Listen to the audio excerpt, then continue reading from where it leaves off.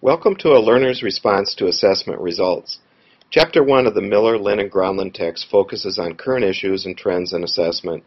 One of the issues not discussed in the text, a learner's response to assessment results, is a critical one, and I wanted to highlight that in this first PowerPoint presentation.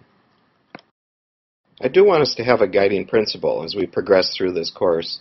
That principle basically would be that our work is not only about how we assess or how we manage, share, and use data, it's also about the learner's emotional reaction to the assessment results. Let me explain what I mean by that. My thoughts are really based in part on a wonderful book by Rosabeth Kanter, which is entitled Confidence: How Winning and Losing Streaks Begin and End. Interestingly, Kanter's original research was based out of the Harvard Business School, but it's now being used in some educational arenas as well. Kanter contends that originally our schools were specifically and intentionally designed to leave lots of children behind. There were winners and losers. What she means by this is that the students who are the winners, those that are in the tail and the right side of a bell curve, will typically display certain characteristics. For example, they tend to be much more confident. They'll have more optimism. They tend to expect they're going to have a positive result when they attempt something new. There's a strong desire to succeed. Self-analysis takes place when they have any type of failure. They'll invest a high level of effort and also demonstrate risk-taking and really stretching themselves as well. Unfortunately, the children in our system who are the losers, in other words, they're in the tail on the left side of a normal bell curve, exhibit certain characteristics as well. For example, pessimism. They tend to expect they're going to have a negative result. Often a sense of futility, hopelessness, fatalism. A waning effort is common.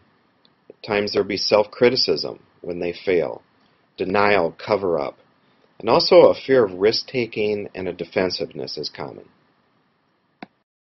When our schools were originally designed and often used a bell curve, the thinking was that if a student gave up in hopelessness and stopped trying, that was the student's problem, not the teachers or the schools.